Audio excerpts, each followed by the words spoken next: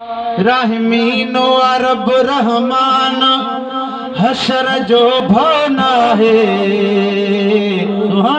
शुत मालिक मेहरबान हशर जो भवना है। हमके बारी ताला पसंद आत्मते कड़ी सुभान अल्लाह। रब रहमान हशर जो भवना है। शुत मालिक मेहरबान हशर जो भवना है। शुत मालिक मेहरबान हशर जो भवना है। रहमीन रब रहमान हशर जो भवना है। सुभान अल्लाह। बाझ भरो बाझारो मुझ परवर पाक प्यारो। बाझ भरो बाझारो मुझ परवर पाक प्यारो। मुझ परवर पाक प्यारो। कंद खल्क में ख्वारी कान हशर जो भवना है। मेहरबान हशर जो भवना है। रहमीन रब रहमान हशर जो भवना है। शुत मालिक मेहरबान हशर जो भवना है। असां उम्मती आहियूं जंहिंजा थोय कलम मञे रब तंहिंजा। सुभान अल्लाह सुभान अल्लाह। तमाम प्यारो मिसरो आगर जी सुभान अल्लाह जो। सुभान अल्लाह। है असां उम्मती आहियूं जंहिंजा थोय कलम मञे रब तंहिंजा।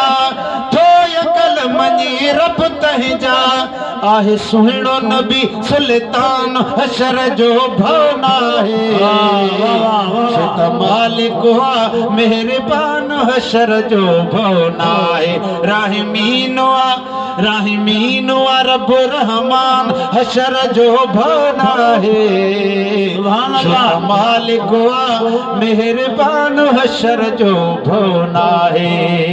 शुत जॾहिं मेराज शरीफ हुयो त सुहिणो वल सौफ़ वारो वाइदो रब खां वठी आया। अल्लाह साईं चुस त वल सौफ़ युतीक फरब्बुक तरदा। सुभान अल्लाह जो थींदो है दर सफ़दर साणी ऐं रसूल जी प्यारी न्याणी। थींदो है दर सफ़दर साणी ऐं रसूल जी प्यारी न्याणी। ऐं रसूल जी प्यारी न्याणी। ही पंहिंजो ईमान हशर जो भवना है। शुत मालिक मेहरबान हशर जो भवना है। रहमीन रब रहमान हशर जो भवना है। शुत मालिक मेहरबान हशर जो भवना है। दिग्वारन जा बेड़ा पार सभई सुभान अल्लाह चओ। सुभान अल्लाह। कंद हसन हुसैन सुफारश वसी रहम जी पवंदी बारश। कंद हसन हुसैन सुफारश वसी रहम जी पवंदी बारश।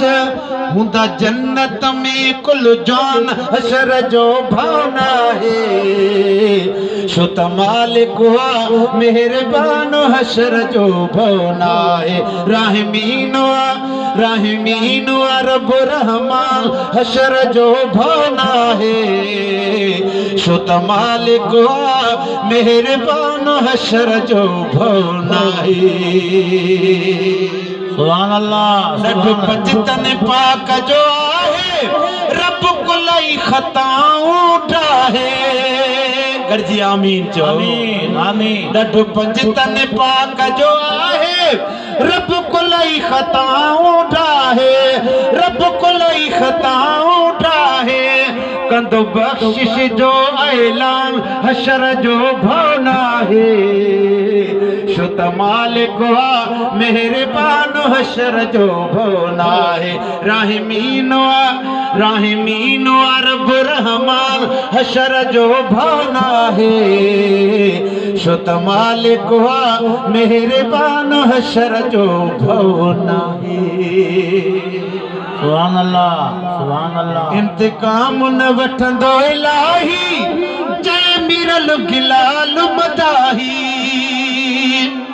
इंतकाम न वठंदो इलाही जय मिरल गिलाल मदाही सरदार जा सना खान हशर जो भवना है शुत मालिक आ मेहरबान हशर जो भवना है राहिमीन आ रब रहमान हशर जो भवना है शुत मालिक आ मेहरबान हशर जो भवना है। सुभान अल्लाह।